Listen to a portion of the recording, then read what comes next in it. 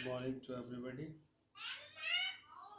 Listen, I will write a paragraph on dowry system, दहेज प्रथा पर। दहेज प्रथा पर आज अपना एक पैराग्राफ होगा और इसके बाद एक लास्ट प्रॉब्लम रह जाएगी जो अन्य पैराग्राफ में शो की थी, इंक्रीजिंग द पॉपुलेशन। बाकी की सारे इसमें लगभग हो चुके, तो अपन इसको फिर से वैसे ही लिखते हैं।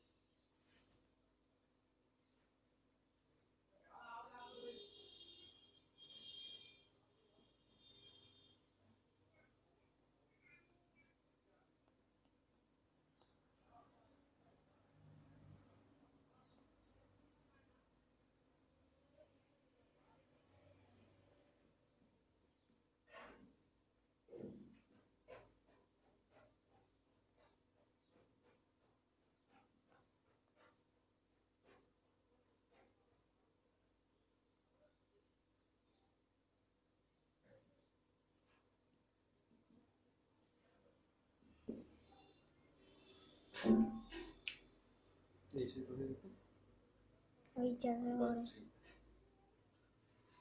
Our country is facing many problems. हमारा देश कई समस्याओं का सामना कर रहा है, लाइक जैसे टेररिज्म, आतंकवाद, भ्रष्टाचार, चाइल्ड लेबर, बाल श्रम, इंक्रीजिंग द पॉपुलेशन, बढ़ती हुई जनसंख्या, अनएम्प्लॉयमेंट, बेरोजगारी एंड अदर्स।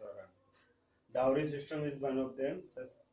दहेज प्रथा उनमें से एक है। It is a serious problem of our country. हमारे देश की गंभीर समस्या, हमारे समाज की एक गंभीर समस्या। The dowry system has been in India for a long time. दहेज प्रथा भारत में लंबे समय से चल रही है। It is an ancient Indian custom. यह एक प्राचीन भारतीय प्रथा है। That is now turned into the social eval, जो आज एक सामाजिक बुराई में परिवर्तित हो गई है फॉर अवर सोसाइटी, हमारे समाज के लिए। इतना सारा दिख रहा है सही से, इसको रफ करते हैं। देख लो पहले इसको सही तरीके से, और फिर इसको मैं रफ करता हूँ। मैंने इसमें हर एक प्रॉब्लम को डिस्क्राइब कर दिया, बस एक प्रॉब्लम रह रही है, इंक्रीजिंग द पॉपुलेशन ओनली। बाकी के सारे पैराग्राफ से रिलेटेड थे, वो सारे कंप्लीट हो गए अपने। इसको मैं रफ करता हूँ।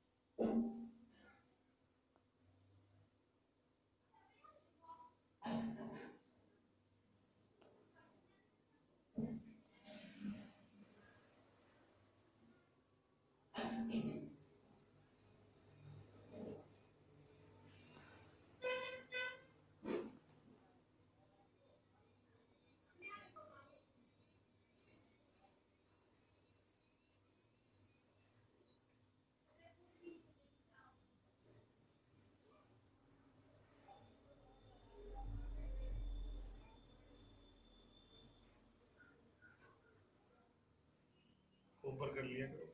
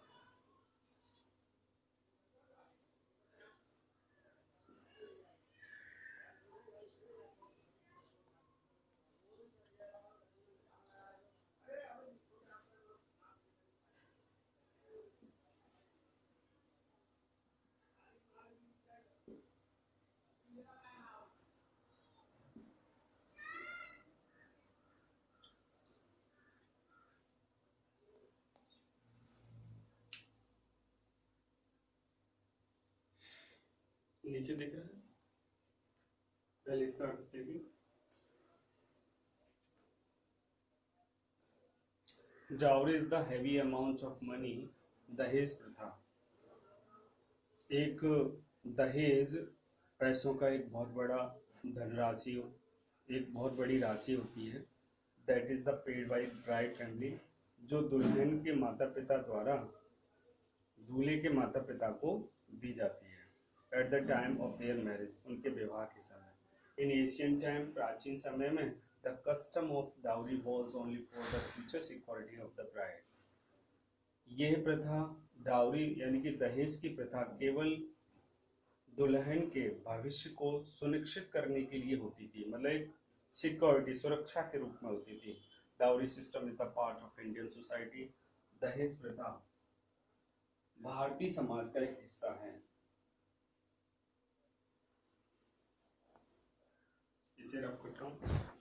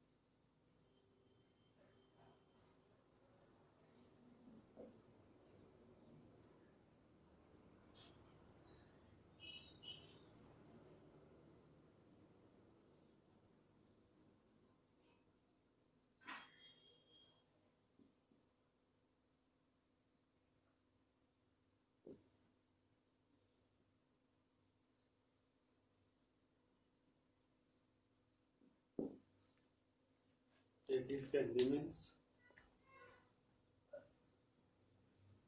The old system of India is now slowly spoiling the marriage. और ये भारत की पुरानी प्रथा धीरे धीरे विवाह बंधन को बर्बाद कर रही है. इन प्रेजेंट टाइम, वर्तमान समय में the dowry system has become a curse for our society. दहेज प्रथा हमारे समाज के लिए क्या अभिशाप बन गया है. We should think about it. हमें इसके बारे में विचार करना चाहिए, सो दैट ताकि we may get rid of this evil custom, ताकि हम इस बुरी प्रथा से छुटकारा पा सके.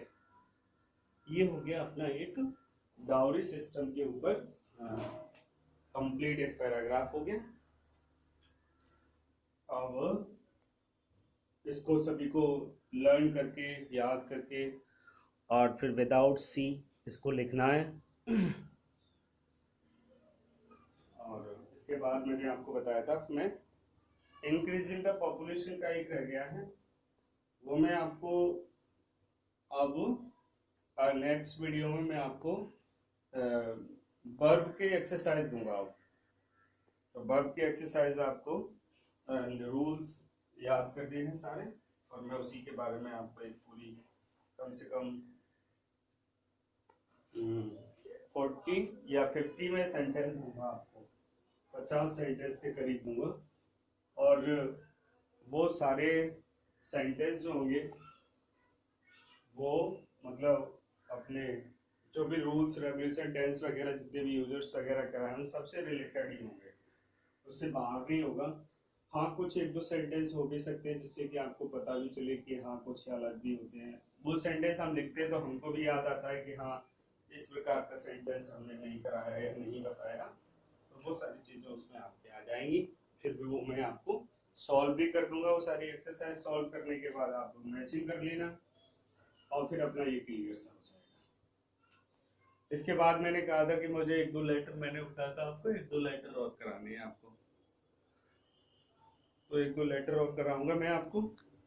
और लेटर और ये एक्सरसाइज वगैरह होने के बाद फिर मैं आपको बुक पढ़ाऊंगा. बुक में आपके क्वेश्चन आते हैं शॉर्ट, लॉन्ग, और पोएट्री है आपकी. पोएट्री में जो पोएम है अपनी 4, उन पोएमों से एक एक्सप्लेनेशन आती है, रेफरेंस, कॉन्टेक्स्ट, वो करना पड़ता है अपन को 4 पोएम में. तो वो पोएम भी आपको एक्सप्लेनेशन वगैरह सारी कराई जाएंगी आपको. अब बस उससे ही संबंधित मुझे कराना है. लगभग अपना ग्रामर का टॉपिक तो सारे मोस्टली क्लियर हो गए. अब बस आपको वही कराना है मुझे जो रह रहा है. तो आज के वीडियो में मैं आपको थोड़ा सा एक चीज और बताता हूँ इसी वीडियो में.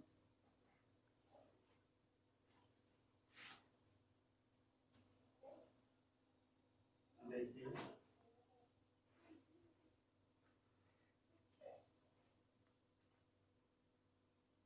इसे रफ कर देता हूँ.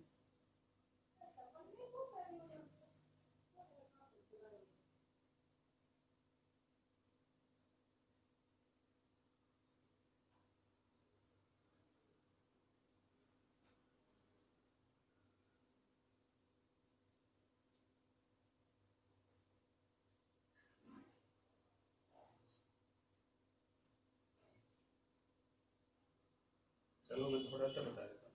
जो मैं कल आपको एक्सरसाइज दूंगा उसमें मैं आपको उसमें जो संबंधित वाक्य आएंगे वो टेंस से रिलेटेड, कंडीशनल, एक मिनट इधर लिखता हूँ,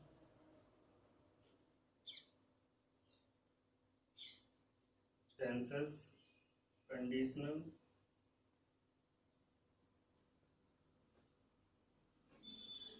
वॉइस,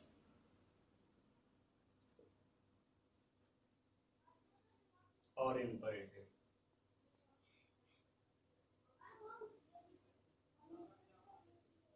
इन चारों को देख लेना. कंडीशनल सेंटेंस देख लेना, सारे टेंस देख लेना, एक्टिव और पैसिव। पैसिव कैसे बनाते हैं, पैसिव के सेंटेंस को कैसे रिकॉग्नाइज करते हैं, और इम्परेटिव सेंटेंस। इम्परेटिव सेंटेंस बहुत ही सरल है।